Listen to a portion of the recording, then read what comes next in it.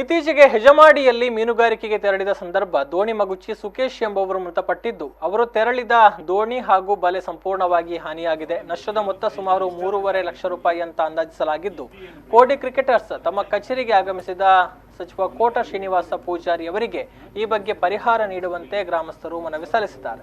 ಈ ವೇಳೆ ಸಚಿವರು ಮಾತನಾಡಿ, ಹೆಜಮಾಡಿ ಬಂದರಿನ ಬಗ್ಗೆ ಟೆಂಡರ್ ಕರೆಯಲಾಗಿದೆ. ಟೆಂಡರ್ಗೆ ಅಕ್ಟೋಬರ್ 28 ಕೊನೆಯ ದಿನವಾಗಿದ್ದು, 28ರ ನಂತರ ಬಂದರು ಕಾಮಗಾರಿ ಆರಂಭಗೊಳ್ಳಲಿದೆ.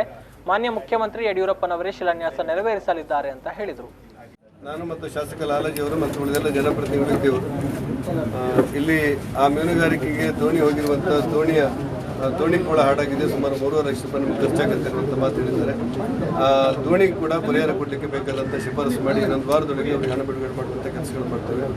ಇನ್ನು ಹೆಜಮಾಡಿಯ ಬಹುನಿರೀಕ್ಷಿತವಾದಂಥ ಬಂದರು ಸುಮಾರು 185 ಕೋಟಿ ರೂಪಾಯಿ ವೆಚ್ಚದಲ್ಲಿ ಬಹಳ ವರ್ಷಗಳಿಂದ ಅದು ನನಗೂ ಗೊತ್ತಿರುವಂಥದ್ದು. ಮಾನ್ಯ ಮುಖ್ಯಮಂತ್ರಿ ಯಡಿಯೂರಪ್ಪನವರ ಶಿಫಾರಸಿನ ಮೇರೆಗೆ ನಮ್ಮ ಲಾಲಾಜಿ ಅವರು ಮತ್ತೆಲ್ಲ ನಮ್ಮ ಮೀನುಗಾರರ ಮುಖಂಡರ ಕೋರಿಕೆ ಮೇರೆಗೆ ಸಚಿವ ಸಂಪುಟಕ್ಕೆ ಬಂದು 185 ಕೋಟಿ ರೂಪಾಯಿ ಅನುಮೋದನೆ ಮಾಡಿದ್ದಾರೆ. ನಾಡ್ದು 28ನೇ ತಾರೀಕಿಗೆ ಟೆಂಡರ್ ಹಾಕಲಿಕ್ಕೆ ಕೊನೆ ದಿವಸ ಅದು. ಆ ಟೆಂಡರ್ ಓಪನ್ ಮಾಡಿದ ನಂತರ ಮುಖ್ಯಮಂತ್ರಿಗಳ ಸಮಕ್ಷಮದಲ್ಲೇ ನಾವು ಶಿಲಾನ್ಯಾಸ ಮಾಡಬೇಕು ಅಂತ ಯೋಚನೆ ಇದೆ. ನಮಗೆ ಬಹುತೇಕ ಡಿಸೆಂಬರ್ನ ಪ್ರಥಮ ವಾರದಲ್ಲಿ ನಮಗೆ ಶಿಲಾನ್ಯಾಸ ಮಾಡ್ಬೋದು ಅಂತ ನಾನು ಅಂದ್ಕೊಂಡಿದ್ದೇನೆ.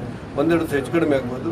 ಈ ಹಿನ್ನೆಲೆಯಲ್ಲಿ ಬಹುನಿರೀಕ್ಷಿತವಾಗಿರುವಂಥ ಹೆಜಮಾಡಿ ಕಿರು ಜೆಟ್ಟಿ ಹೆಜಮಾಡಿ ಕಿರು ಬಂದರಿಗೆ ಒಂದು ಅವಕಾಶಗಳಾಗುತ್ತೆ ಮತ್ತು ಇಲ್ಲಿ ಮೀನುಗಾರರಿಗೆ ಅನುಕೂಲ ಆಗುತ್ತೆ ಅಂತ ನಾವು ಭಾವಿಸಿದ್ದೇವೆ.